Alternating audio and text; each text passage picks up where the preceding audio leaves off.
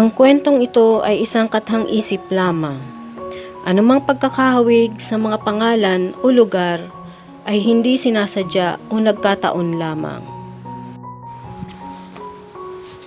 Ikalawang Langit, Episode 12. Isang mahalagang araw para kay Lily.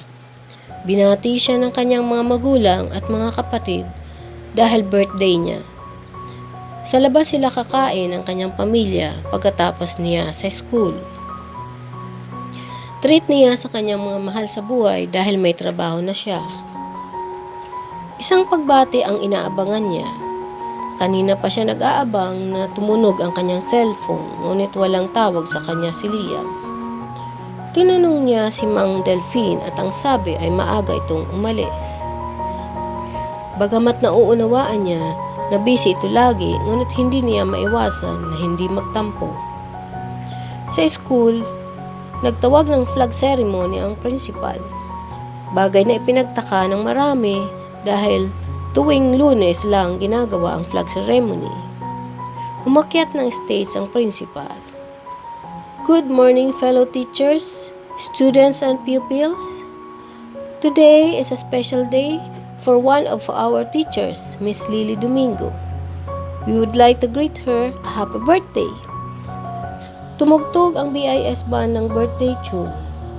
Nag-chorus pa ang mga estudyante na sinabayan ng kanta ang tugtog. Pagamat nakangiti ay nagtataka si Lily. Ina-absorb ng kanyang utak ang mga nangyayari. Wala rin sa loob na napasunod siya kay Jana nang akayin siya nito paakyat ng stage. Pinaupo si Lily sa isang upuan sa gitna ng stage. Pagkatapos ng tugtog ng banda, ay isang love song naman ang tinugtog ng mga ito at sinabayan pa ng kanta ng lahat ng estudyante.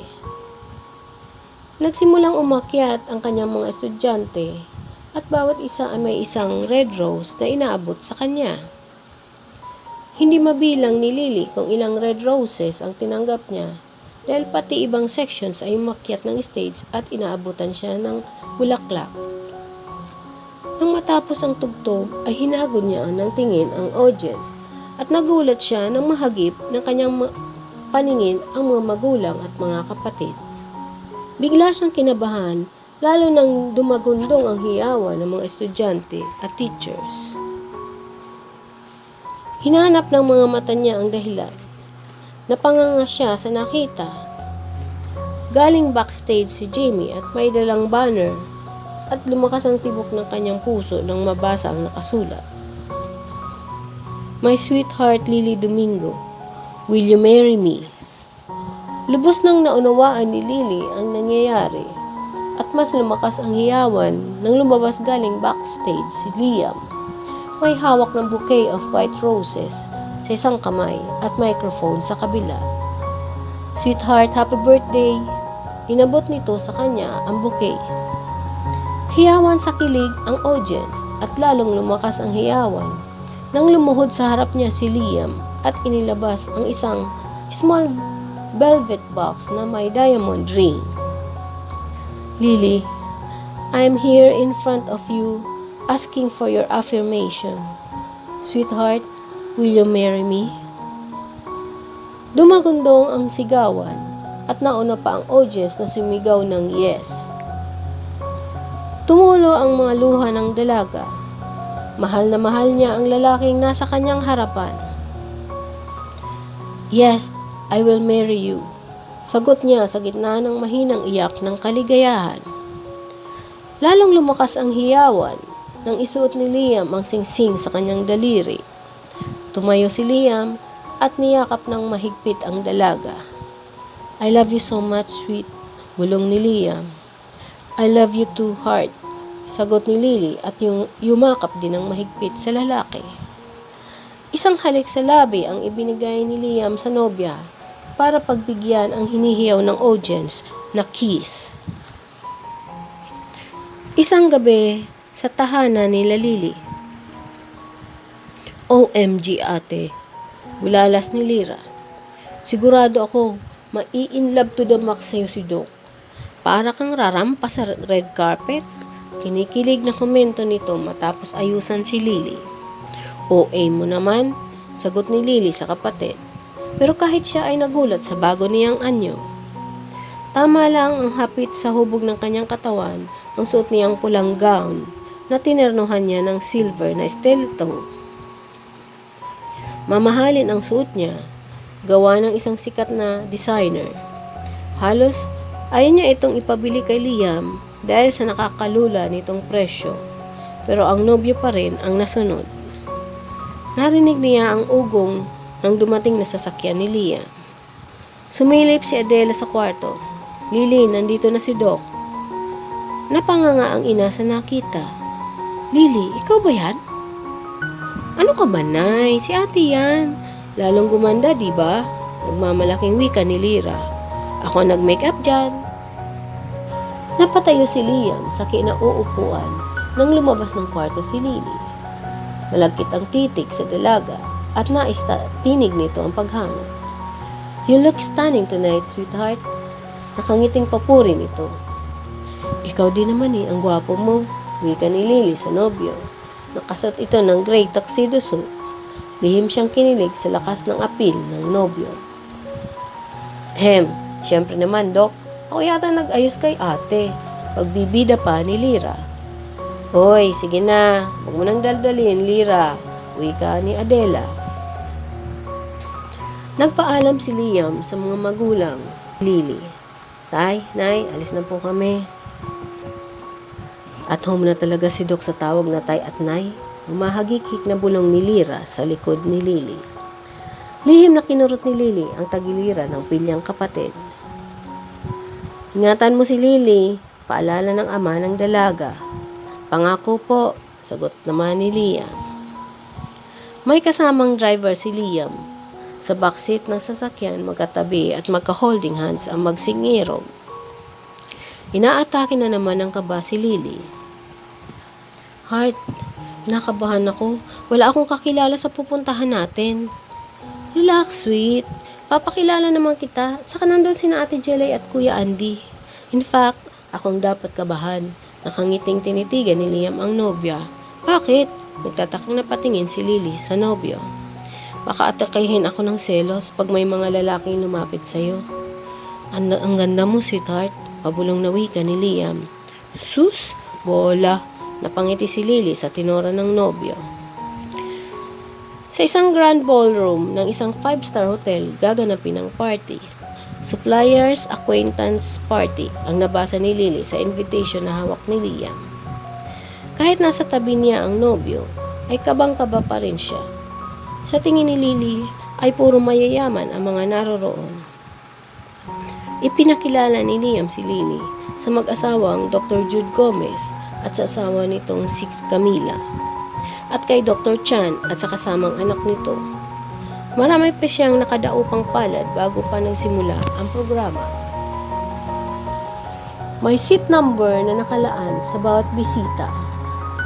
Naghihinayang si Lily na hindi sila kasama sa table ng mag-asawang Gomez. Sila pa lang ni Liam ang nakaupo sa table nila na pang-apat at bakante pa ang 2 pwesto. Darating ba ang parents mo? Tanong ni Lily kay Liam. Inisip niya na para sa mga magulang ng nobyo ang bakanting upuan. No, may pinuntahan sila, sagot ni Liam. Nakita ni Lily na nakaupo sa di kalayuan sina Jelay at Andy. Kumaway si Jelay sa kanya na ginantihan niya na ang mga ito ng kaway at ngiti. Hi Liam! Isang maarteng pagbati ang narinig nila. Nagulat si Lily sa lumapit sa mesa nila. Si Amy na halos nakaluwa ang dibdib sa suot na hapit na black gown at may mataas pang slit sa tagiliran. At higit sa lahat ay katable pa nila. May kasama rin itong isang babae na nakataas din ang kilay habang sinisipat siya. Amy, ikaw pala, pilit ng ngiting bati ni Liam sa bagong dating at dala na rin ng pagiging maginoo ay tumayo siya para ipaghatak ng upuan ang 2 babae. Liam, meet my friend Bella. She owns the Bella Cosmetics. Pakilala ni Amy sa kasama. Nice meeting you. Nakipagkamay si Liam. My fiancé Lily. Pakilala na niya kay Lily sa kasama ni Amy. Isang pilit na ngiti ang namutawi sa labi ng kasama ni Amy nang makipagkamay ito kay Lily. Nagsimula na ang programa at si Andy ang opening remarks bilang presidente ng Medical Suppliers Association. May awarding at mayroon ding sikat na performer. Sinundan ito ng kainan at sa sulok ng mga mata ni Lily ay nakikita niya ang mapanukot na tingin ni Amy at ng kasama nito. Liam, excuse us ladies, siyang lapit ni Dr. Gomez. Dr. Johnson wants to talk to you. Tumayo si Liam at nagpaalam kay Lily. Sweet, saglit lang ha. Uwi ka ng doktor bago sumama kay Jude. So, engaged na pala kayo. Wika ni Amy kay Lily nang makaalis si Liam. Nakatingin ito sa suot na engagement ring ng dalaga. Tumango at ngumiti lamang si Lily. What's in you that made Liam fell into your spell? Nanunuyong tanong ni Amy. Natigilan si Lily sa sinabi ng kaharap. Pangiti-ngiti at painom-inom lang ng wine ang kasama ni Amy. Matalim ang mga mata ni Amy. Waring gusto siyang saktan sa mga titig nito. Excuse me, wika ni Lily. Mas mainam na lumayo na lamang siya kay Amy. Pumasok siya sa restroom. Nasa loob siya ng cubicle nang may marinig siyang pumasok. Naudlot ang paglabas niya. Amiga, nakita mo ba ang date ni Dr. Corpus? Narinig niyang tanong ng bagong pasok. Oo, amiga. Kamukha ni Venus at bata pa. Sagot naman ng isa. Pero mukhang poor, amiga. Komento uli ng unang babae. I agree. Saan kaya nakita yun ni Dr. Corpus? Mukhang naghahanap lang ng sugar daddy yung girl. Sagot uli ng isa at kasunod ay tawanan ng dalawang nag-uusap. Nagtagis ang mga bagang ni Lily sa narinig. Masakit ang narinig niyang paratak. Kahit mahirap lamang sila, ay hindi niya gawain ang magsamantala sa kapwa. Narinig niyang lumabas na ang dalawang nag-uusap. Lumabas ang dalaga sa cubicle at humarap siya sa salamin para ayusin ang sarili. Pilit kinakalma ang nararamdamang sakit ng damdamin. Parang ayaw na niyang magtagal sa lugar. May pumasok uli sa restroom. Si Amy at may hawak na kopita na may lamang alak. Oh, the pretentious woman is here. Mapang-insultong wika ni Amy. Naniningkit ang mga mata nito. Hey you, listen. Kahit anong gawin mo, ay hinding-hindi mo mapapantayan si Venus. Mahal na mahal ni Liam si Venus. At ang pagmamahal na yon ay kasamang nalibing sa puntod ng kaibigan ko. So never dream of becoming a corpus. You're a desperate whore, gold digger. Matalim na wika ni Amy. Hindi totoo yan. Pasigaw na wika rin ni Lily. Nanikip ang dibdib niya sa sobrang sakit ng paratang sa kanya. Ha! At saan ka ba natagpuan ni Liam? Sabihin mo?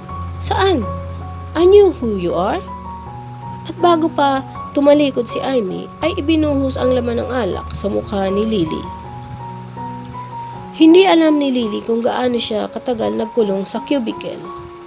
Ayaw pa rin tumigil ng pagdaloy ng kanyang mga luha. Sa buong buhay niya ay ngayon lamang siya tumanggap ng panlalait ng kapwa. Siguro nga ay iba ang mundo niya sa mundo ni Liam. Pero ang ipamukha sa kanya, ang pagiging dukha at partangan ay di katanggap-tanggap. Hindi niya kasalanan na maging mahirap. At kahit kailan ay hindi niya nag-interesan ang yaman ng nobyo. Pinilit niyang kalmahin ang sarili at pinunas ang nagkalat na niyang makeup. Kailangan niyang lumayo sa lugar na yon. Naglalakad si Lily palayo sa hotel. Walang dumadaang pampublikong sasakyan sa lugar. Naghintay siya ng taxi pero wala pa ring naliligaw. Nagpatuloy siya sa paglalakad at patuloy rin sa pagpatak ang mga luha niya. Hanggang sa nakaramdam siya ng pagkahapo. Bigla siyang napatigil sa paglalakad na makaramdam siya ng pagkahilo at unti-unting umikot ang kanyang paligid. Ano kaya ang nangyari kay Lily? Abangan natin sa susunod na kabanata. Nagustuhan niyo ba ang kwento ko? Please subscribe sa ating channel at abangan ang mga susunod na kabanata. Bye-bye!